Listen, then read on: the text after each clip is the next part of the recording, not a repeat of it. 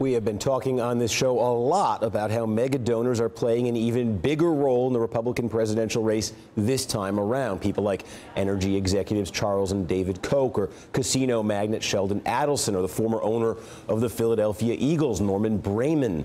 But there's one incredibly important power player you've probably not given much consideration to, at least until now. Miriam Adelson. That is Adelson, as in the wife of Sheldon Adelson, the man who almost single-handedly kept the Gingrich campaign afloat for months back in 2012. Mrs. Adelson apparently has a lot of say over how the single largest political donor in U.S. history distributes his fortune. This is according to a new piece from Buzzfeed's Rosie Gray. Quote, "For those competing for Adelson cash, she's just as important as her husband. The Adelsons make their giving decisions together. When Sheldon Adelson meets with prospective recipients, Miriam Adelson is often there too."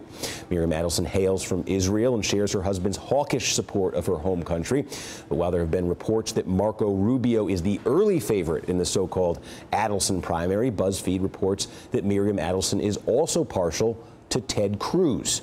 So what does this all mean for the race for the Republican nomination? Well, joining us now, we have BuzzFeed politics reporter Rosie Gray joins us with the panel this morning. So Rosie, thanks for joining us. And these are really interesting stories to me because we're living in this era where individuals, if they're worth billions of dollars, hold sway over American politics like we've never seen before. And so you get into the psychology, you get into the family relationships, there's sort of social networks that they build. And so here we have a case where there's so much attention on Sheldon Adelson, but also it turns out his wife is the big player. So give us a read on the politics of Miriam Adelson and her influence with her husband in terms of giving out this money. Well, I think she basically shares Sheldon's ideology, especially on foreign policy. Some people actually think that she's more conservative than Sheldon is, and she's thought to be sort of the main driver behind their decision last time to give a lot of money to Newt Gingrich.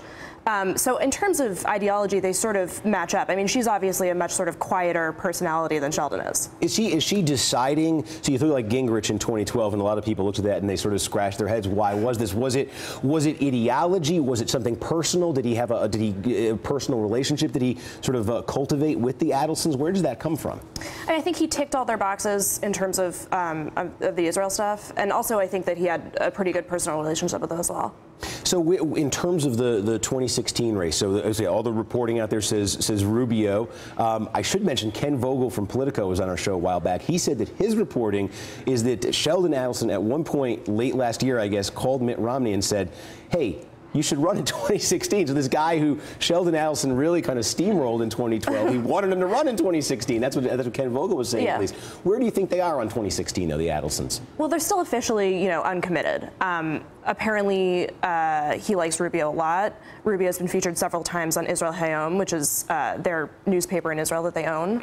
But what I'm hearing is that Miriam, at least, is becoming very partial to Ted Cruz. Apparently, he really impressed her at the Republican Jewish Coalition Conference last month in Las Vegas.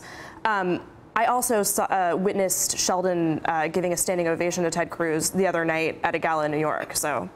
This is an interesting dilemma, Jackie. I mean, if you look at it, so in 2012, a lot of people looked at all that money that was going to Newt Gingrich from Sheldon Adelson and saying, well, he's not backing a winner. This is not practical. And a lot of people might look at the dilemma between a Ted Cruz and a Marco Rubio, saying, well, Rubio's got sort of the electability factor that Ted Cruz doesn't, but here's a chance for Ted Cruz to get somebody who could keep him going for a long time. I don't think electability really, I mean, of course they want this person elected, but when you have as much money, and your piece made this point, if you have much money as the Adelsons do, why not, right? If you really like that horse, why not back it till the very end? It's amazing, and I wonder, do you guys, do we reach a point where there is blowback to this in terms of the broader electorate saying, if they know a candidate is being bankrolled overwhelmingly by one person, by one billionaire, by one, sort of very, very rich backer, do you think that we reach a point where people look at that and say, you know what, I'm not comfortable with that? Depends who the candidate is, I think. There are some candidates that is going to take front and center. For instance, I think if they were to put this money behind Ted Cruz, that's a really big story that people could react negatively to or maybe positively to. With Marco Rubio, it feels like it gets a different reaction because now it starts to feel like, well, maybe they're interested in backing a winner because I think Rubio has a better shot to be a winner than Cruz. I just hope so, in answer to your question, that the American public does come down hard on this. I think all this money and when I was chairman, brought a lawsuit which unfortunately was not accepted by the Supreme Court, which did accept Citizens United instead of my lawsuit, would put this money back into the national party and into state parties where it belongs, and not in the hands of small individual groups through super PACs to control the process. It is a question of transparency.